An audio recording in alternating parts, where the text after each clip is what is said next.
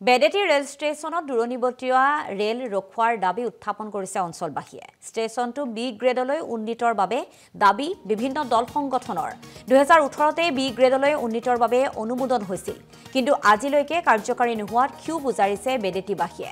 মুখ্যমন্ত্ৰীৰ হস্তক্ষেপ বিচাৰিছে স্থানীয় ৰাইজে, যিহেতু মুখ্যমন্ত্ৰীগৰাকীয়ে প্ৰতিশ্ৰুতি প্ৰদান কৰিছিল, কিন্তু তাৰ পাছতে মুখ্যমন্ত্ৰীগৰাকীয়ে সেই কথাও পাহৰি গৈছে। গতিকে পুনৰবাৰ মুখ্যমন্ত্ৰীগৰাকীৰ হস্তক্ষেপ বিচাৰিছে স্থানীয় ৰাইজে আৰু শীঘ্ৰে এই স্থানত দূৰণিবতীয়া ৰেল ৰখোৱাৰ বাবে দাবী উত্থাপন কৰিছে।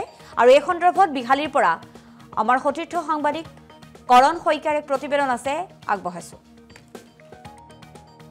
হয়, বিহালী সমষ্টিৰ এক অন্যতম ৰেল ষ্টেচন হৈছে বেডেটি ৰেল ষ্টেচন, আৰু এই ৰেল ষ্টেচনটোক লৈ বিভিন্ন সময়ত বিভিন্ন জনে আচলতে বিশেষ আহ্বান জনাই আহিছিলে। আৰু ঠিক তেনেদৰে আজি বেডেটি অঞ্চলৰ একাংশ লোক, জ্যেষ্ঠ লোক আহি ইয়াত উপস্থিত হৈছে।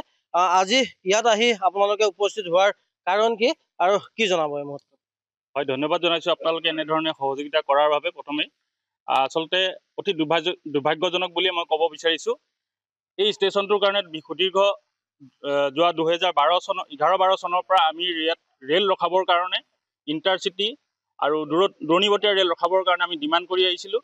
কিন্তু ৰেল বিভাগে যৎপৰোনাস্তি যিমানখিনি পাৰে তেওঁলোকৰ তৰফৰ পৰা কৰিছে। কিন্তু আমি ৰেল বিভাগৰ লগত যোগাযোগ কৰোঁতে এটা কথা জানিব পাৰিছিলোঁ যে আচলতে ৰেলৰ গোটেই বিভাগটো আচলতে কেন্দ্ৰৰ দ্বাৰা পৰিচালিত হয়।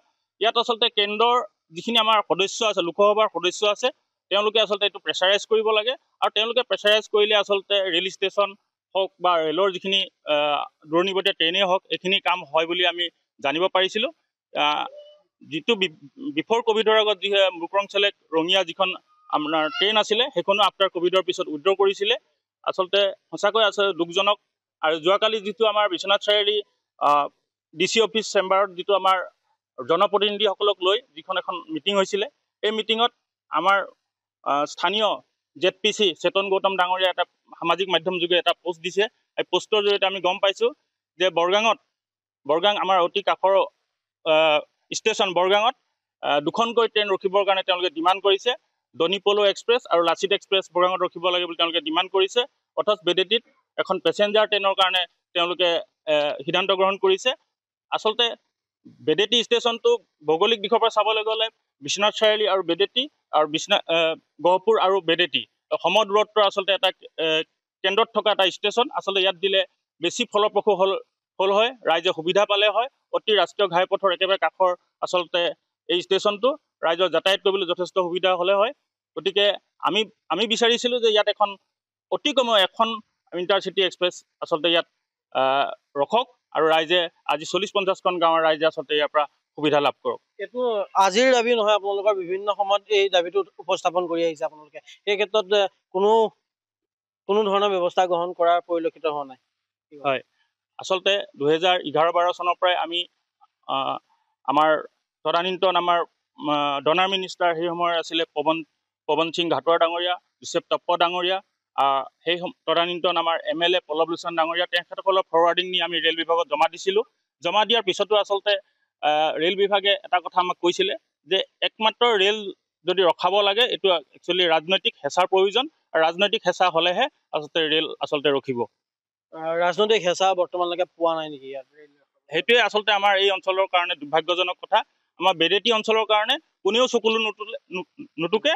আচলতে আমাৰ MLA হওক, আমাৰ সাংসদ মহোদয়ে হওক, আচলতে তেওঁলোকে আমাৰ বেডেটি ষ্টেচনটো উন্নয়নৰ কাৰণে যিটো আমাৰ বিজেপিৰ শ্লোগান সম উন্নয়ন সম বিকাশৰ যিটো শ্লোগান, আচলতে আমাৰ বেডেটিৰ ক্ষেত্ৰত সেইটো নাখাতে। আৰু আজিলৈকে আচলতে তেনেকুৱা একো হোৱাও নাই।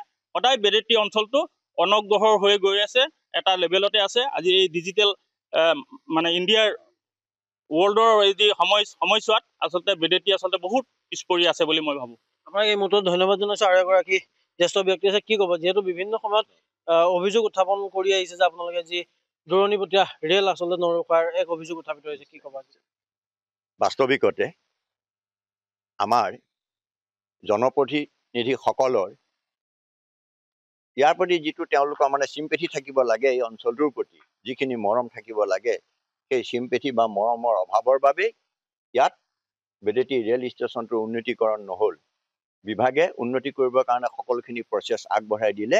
আমাৰ যিটো মানে ৰাজনৈতিক যিটো হেঁচা, সেই হেঁচাটো আমাৰ অভাৱ। আৰু কালিৰ যিটো দিন, কালিৰ দিনটো আমাৰ এই সমগ্ৰভাৱে নিজ বিহালী ZPCৰ কাৰণে এটা কলা দিন, কলা দিন হিচাপে ই লিপিবদ্ধ হৈ থাকিব। কিয় থাকিব? কালি এখন সভা হৈছিল, ইতিমধ্যে আমাৰ পূৰ্ব বক্তাজনে কৈ গৈছে, আমি সেইখিনি বহল নকৰোঁ।